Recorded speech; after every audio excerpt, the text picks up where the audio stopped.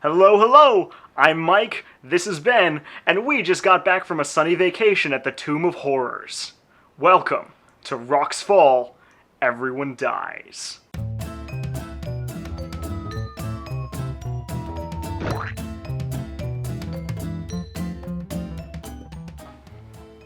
On our last video about the different types of DMs, Charlie Awesome asked concisely, how do I stop being a railroader? Well, Charlie, we have some suggestions. But first, let's talk about what that means. For those not in the know, railroading is what happens when a DM forces the players to follow a pre-written story with little or no input, so called because it feels like the story is on rails. Normally this is frowned upon because it disrupts the free will-oriented nature of the game and eventually drives players into a dice-throwing frenzy. For new players and DMs, it might very well be the #1 reason campaigns dissolve. Ultimately, railroading comes down to a style of DMing and reflects the way the DM writes the session, but also the way the DM interacts with the players and runs the session. You can get away with a small amount of railroading behind the scenes and still have a great campaign. Sometimes it's even necessary to keep things going. The line between good and bad railroading really depends on your players and whether or not they're having fun at the end of the day.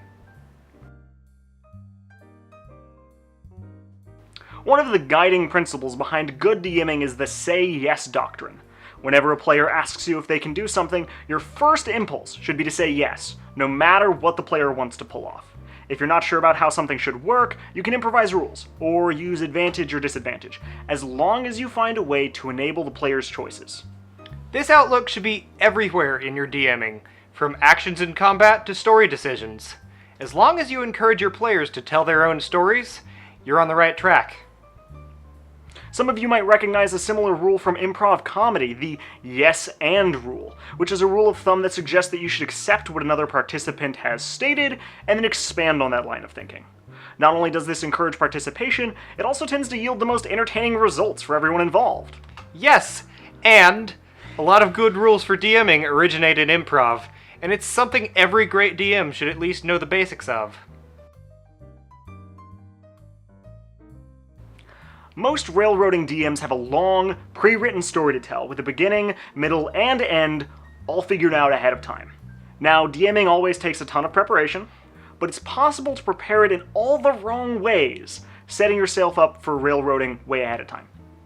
Here's a few do's and don'ts. Don't design signpost NPCs.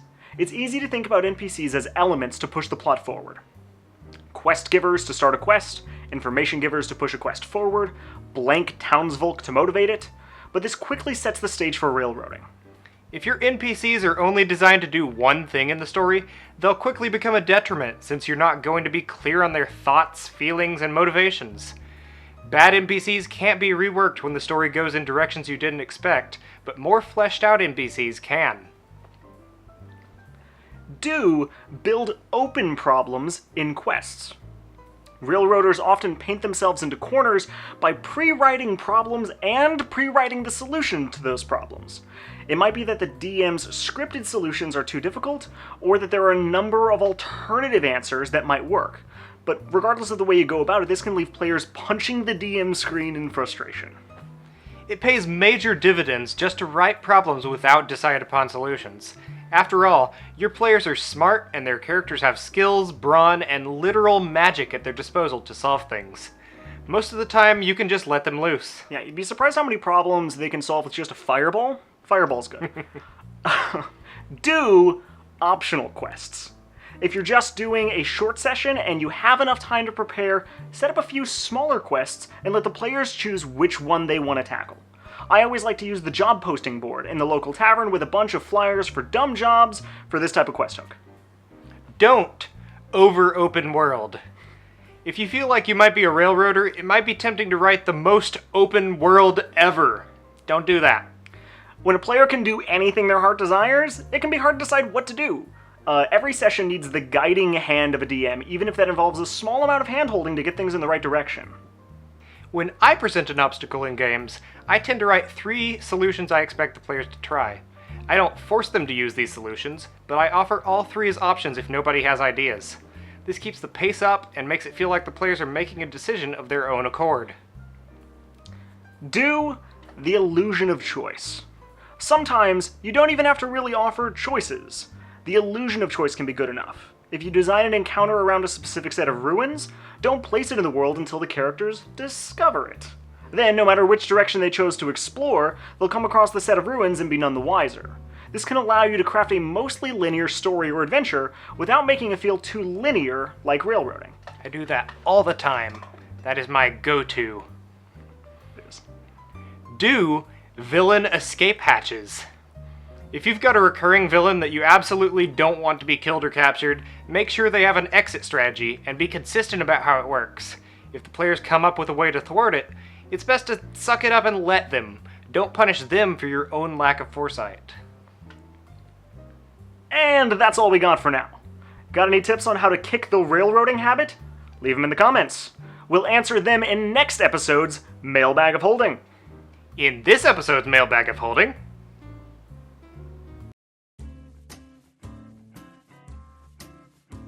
So last week's episode was on different types of DMs and different DMing styles. Let's see what you had to say.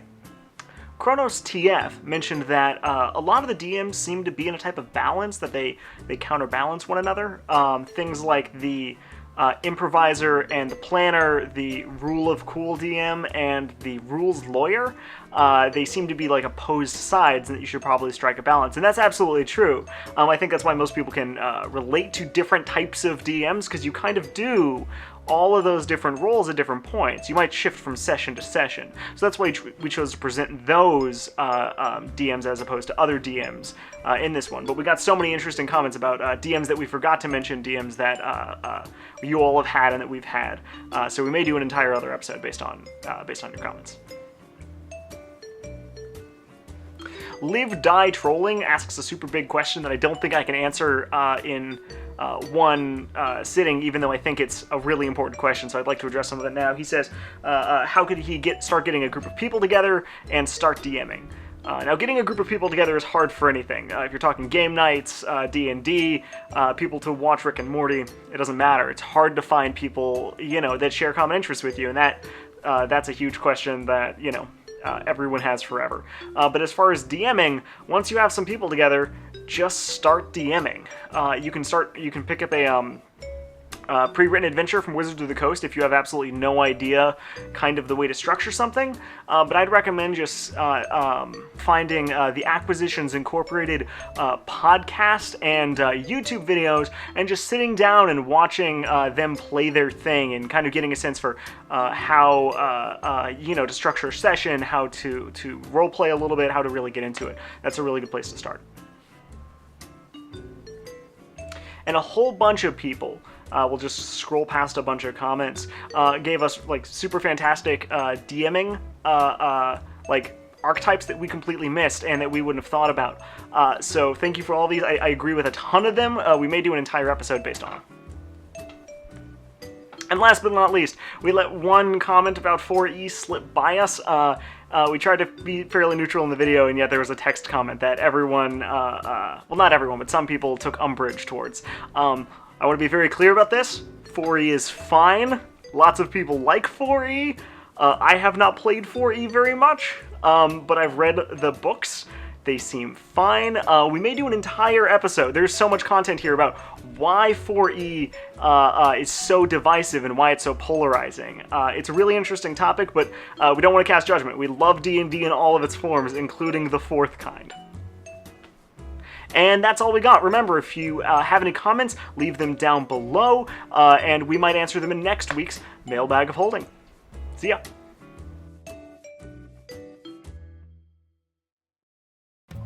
Thanks for watching!